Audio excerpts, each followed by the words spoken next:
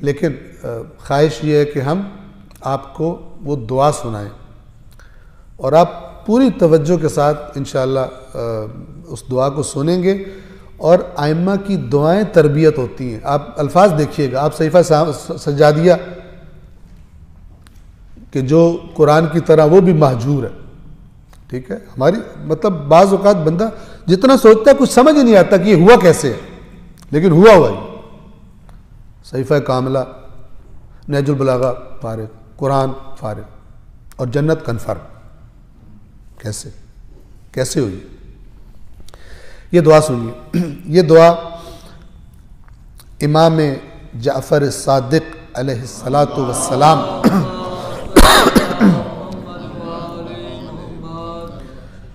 الدعاء قبل تلاوت القرآن, امام یہ دعا کیا کرتے تھے تلاوت قرآن سے پہلے اللہ سے یہ دعا مانگا کرتے تھے. بسم اللہ الرحمن الرحیم. اللہم انی اشہد, اے اللہ بے شک میں گواہی دیتا ہوں, ان ھذا کتابک, کہ یہ جو میرے سامنے میں نے کھولا ہے یہ تیری کتاب ہے. المنزل من عندک, جو تیرے پاس سے نازل کی گئی ہے, تیرے پاس سے آئی ہے. علی رسولک محمد ابن عبداللہ صلی اللہ علیہ وآلہ, تیرے رسول محمد مصطفیٰ ابن عبداللہ علیہ السلام پر. یعنی یہ قرآن کا گویا دعا میں قرآن کی تعریف ہو رہی ہے, قرآن کی فضیلت بیان کر رہی ہے. بھیجنے والا خالق کائنات, اس سے بڑا تصور نہیں ہو سکتا. جس کے ذریعے انسانوں تک پہنچا ہے اس سے بڑا بھی کوئی تصور نہیں ہو سکتا اللہ کے سوا. میں گواہی دے رہا ہوں کہ میں وہ کتاب کھول رہا ہوں, وہ کتاب پڑھنے لگا ہوں.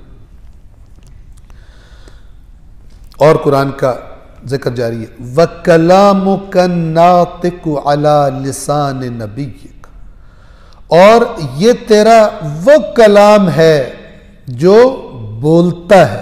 کلامک الناطق, تیرا بولنے والا کلام کیسے بولتا ہے؟ علی لسان نبیک, تیرے نبی کی زبان سے. تیرے نبی نے یہ ہمیں بول کر بتایا ہے. جعلتہ ہادیا منک الی خلقک, اے اللہ تو نے اسے اپنی طرف سے اپنی مخلوق کی طرف رہنما قرار دیا ہے, بنایا ہے, ہادی بنایا. مخلوق کیا کہہ رہی ہے سمجھ نہیں آتا, یہ میں جان کے ریپیٹ کرتا ہوں, ٹھیک ہے. جیسے یہ باتیں ہمیں کی گئی, امام فرما رہے ہیں مخلوق کے لیے. امام تھوڑی کہہ رہے اس کو تو نے ہم اہل بیت کے لیے صرف ہدایت قرار دیا ہے, یا علماء کے لیے صرف ہدایت قرار دیا ہے, مولانا حضرات کے لیے, اور پبلک کو چھٹی دے دی ہے کہ صرف سنا کے چلیں. نہیں, من کا تیری طرف سے الی خلقک, تیری مخلوق کی طرف ہادی بنایا. اور وحبلا متصلا, اور ایک ایسی, اس قرآن کو تو نے ایک ایسی رسی قرار دیا ہے جو متصل ہے. متصل ہے یعنی جڑی ہوئی ہے, کنیکٹڈ ہے. فیما بینک و بین عبادک, وہ تمام امور جو تیرے اور تیرے بندوں کے درمیان ہے اس رسی کے ذریعے جڑے ہوئے ہیں. یعنی تو جو کچھ بندوں سے چاہتا ہے اس قرآن کے ذریعے بندے اس تک پہنچیں گے. یعنی اللہ کو بندوں سے اس رسی نے جوڑ رکھا ہے. یہ لفظ ہے امام کے. وحبلاً, اور ایک ایسی رسی, متصلاً, جو متصل ہے, فیما بینک و بین عبادک, اس چیز میں جو تیرے اور تیرے بندوں کے درمیان ہے. اس قرآن نے اسے کنیکٹ کر دیا.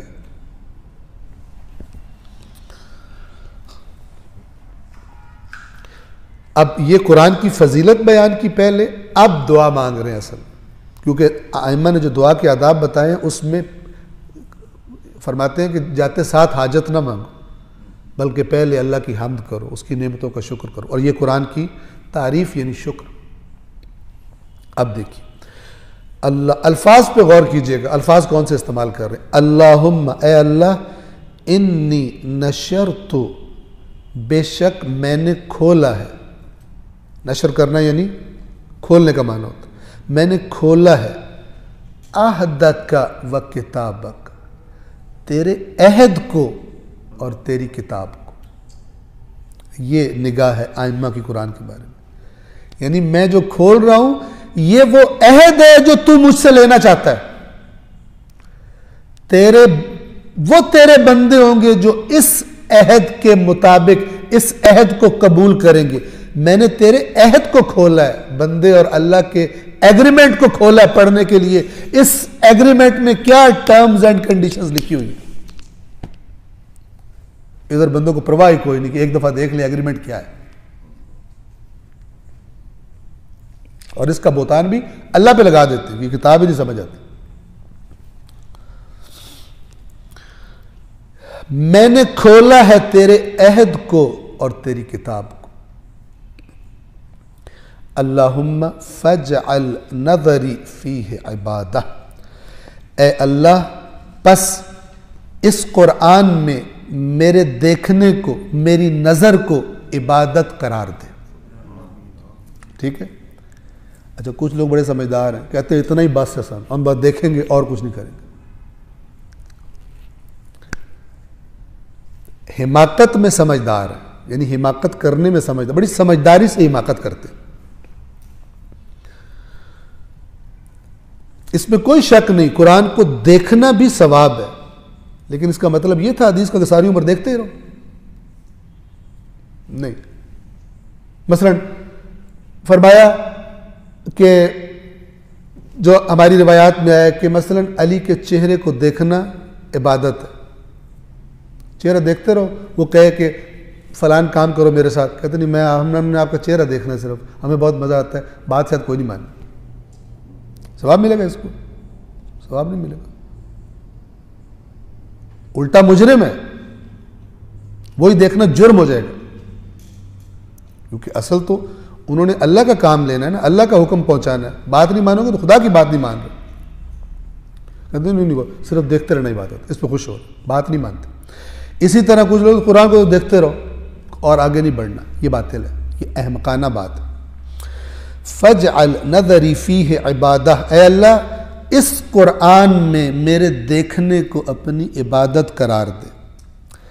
وَقِرَاءَتِي فِيهِ فِكْرًا، اور اس قرآن کے پڑھنے کو، میرے پڑھنے کو فکر بنا دے.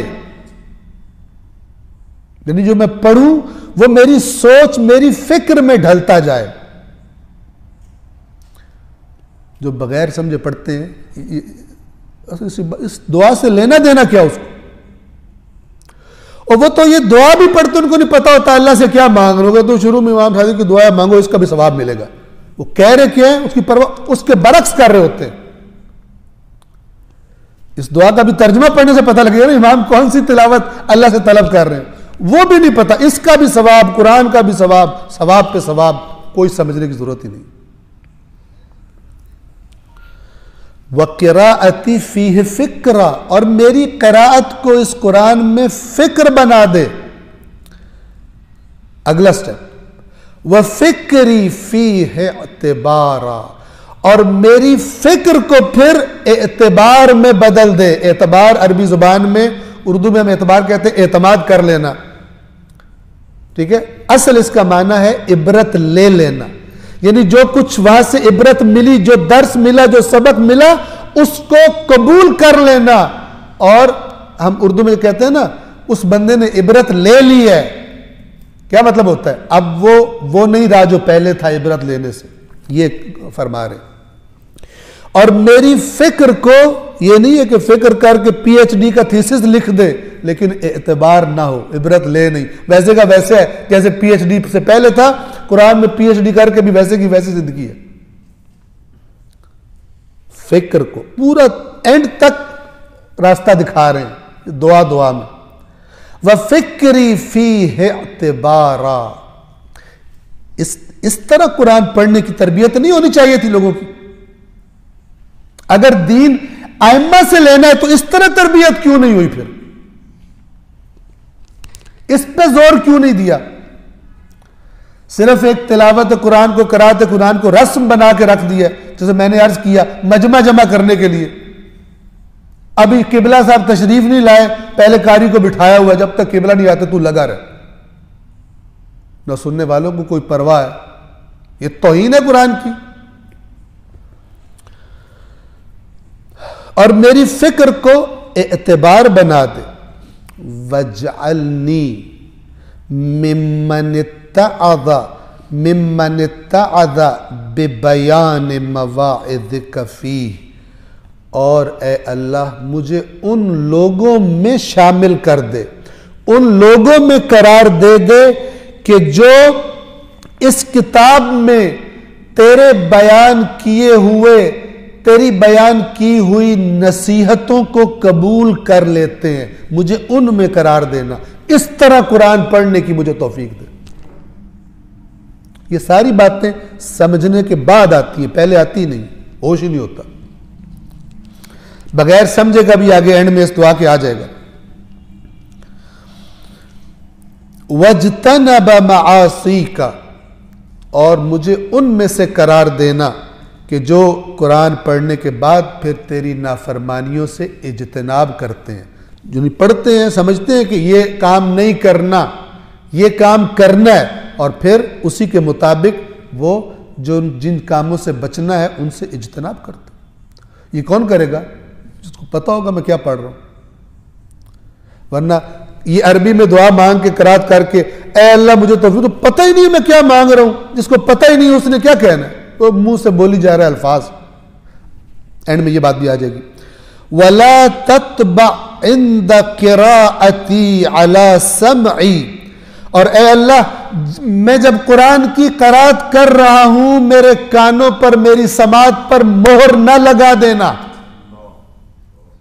یہ قرآن نے یہ بات کی ہوئی ہے نا، اس لیے قرآن کہتا ہے نا ہم نے مہر لگا دی ہے، ختم اللہ علی سمعہم، ختم اللہ علی قلوبہم وعلی سمعہم وعلی ابصارہم غشاوہ۔ یہ ختم اللہ یعنی تبع اور ختم ایک ہی چیز ہے۔ ولا تتبع، میری سماعت پر قرآن کے پڑھتے وقت مہر نہ لگانا۔ کیا مطلب ہے اس کا؟ میں سنوں لیکن اثر ہی کوئی نہ ہو، چاہے میں پڑھ کے سن رہا ہوں خود یا کوئی پڑھ رہا ہوں میں سن رہا ہوں، اے اللہ میرے کان پر، میری سماعت پر مہر نہ لگا دینا۔ یہ مہر لگنا یعنی بے اثر ہو قرآن کی قرات میرے اوپر، میرے ایسا مجھے نہ بنا۔ وَلَا تَجْعَلْ عَلَى بَصَرِي غِشَاوَةً، اور قرآن پڑھتے وقت میری آنکھوں پہ پردہ نہ ڈال دینا۔ اس کا کیا مطلب ہے؟ کوئی پردہ آتا ہے اوپر سے گر جاتا ہے آسمان سے؟ نہیں، پڑھ رہا ہے لیکن جو اللہ دکھانا چاہتا ہے نہیں دیکھ رہا، یہ پردہ۔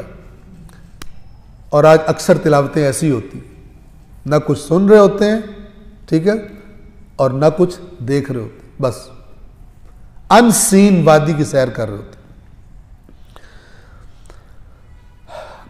اور یہ جملہ جو ہے اس دعا کا سمجھ لے کے میری نظر میں مین جملہ جس کو پوری توجہ سے سنیں، اس کو سنیں اور بتائیے گا مجھے، پھر میں آپ سے سوال کروں گا کہ اکثریت، امت کی اکثریت مختلف مسالک سمیت ہمارے جو اپنے آپ کو شیعہ کہتے ہیں،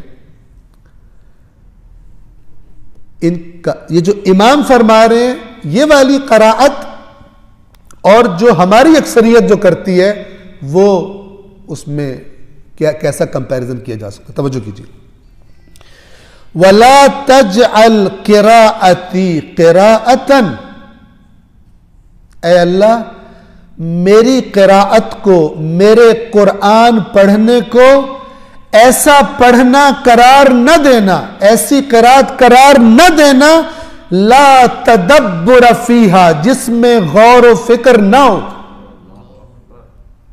یعنی امام خدا سے دعا مانگ رہے ہیں، یا اللہ اس قرآن میرے پڑھنے کو ایسا پڑھنا نہ بنانا جس میں سوچ سمجھ نہیں ہوتی، جس میں تدبر نہیں ہوتا، جس میں غور و فکر نہیں ہوتی۔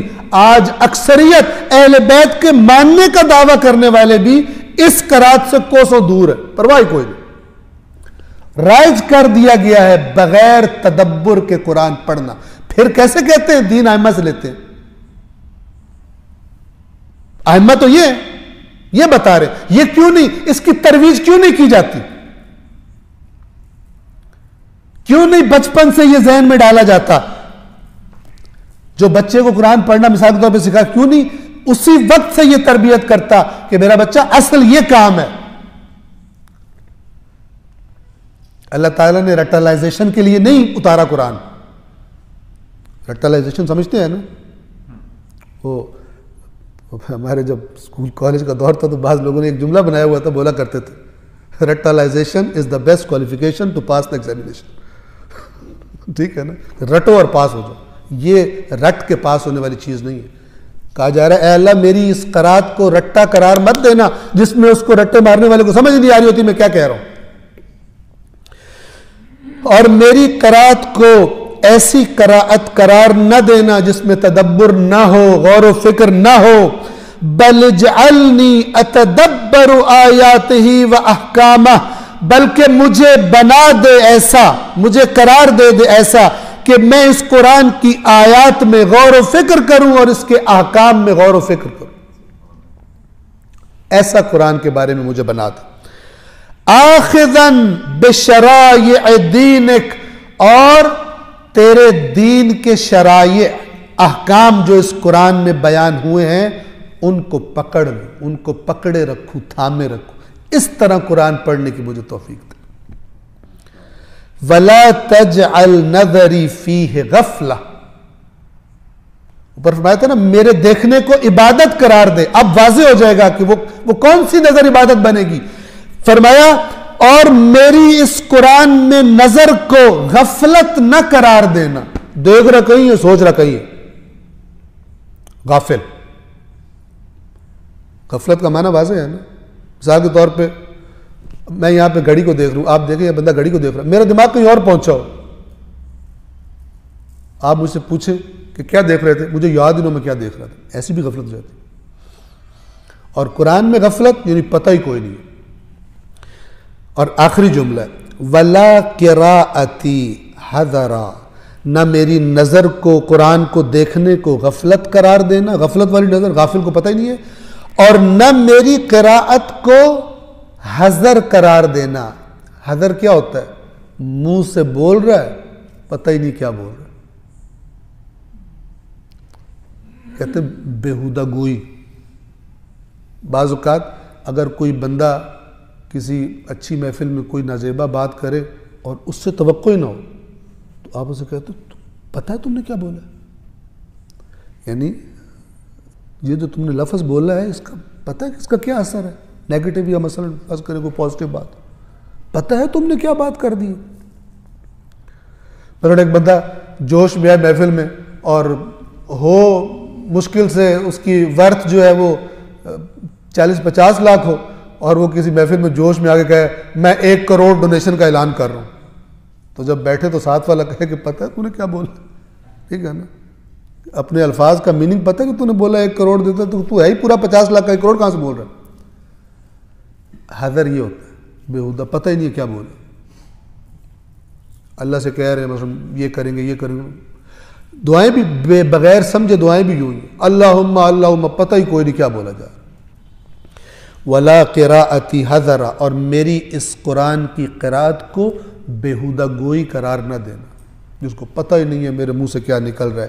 اِنَّكَ أَنْتَ الرَّؤُوفُ الرَّحِيمُ، بے شک یعنی یہ تجھ سے مانگ رہا ہوں، کیوں؟ بے شک تو بہت زیادہ نرمی کرنے والا اور بہت خاص رحمتیں عطا کرنے والا، یعنی میں تیری خصوصی رحمتوں کا طلبگار ہوں، میں طلبگار ہوں، اور خصوصی رحمتیں ملتی بھی انہی کو ہیں جو طلبگار ہوتے ہیں، باقی عمومی تو سب کے لیے دنیا کی نعمتیں جب تک مہلت ختم نہیں ہوتی۔ اس دعا کے الفاظ کو غور کیجئے اور پھر ذرا اس دعا کی اینک لگا کر دیکھیے ہمارے یہاں کیسے قرآن پڑھنا رائج ہے جس پہ قوم خوش۔ یہ قرآن جس قرات سے امام پناہ مانگ رہے ہیں اس پہ سیٹسفائیڈ ہے، اور جو قرات امام اللہ سے طلب کر رہے ہیں اس کی فکر ہی کوئی نہیں۔ کھلا تضاد۔ ٹھیک ہے نا، اس کو کھلا تضاد کہا جاتا ہے۔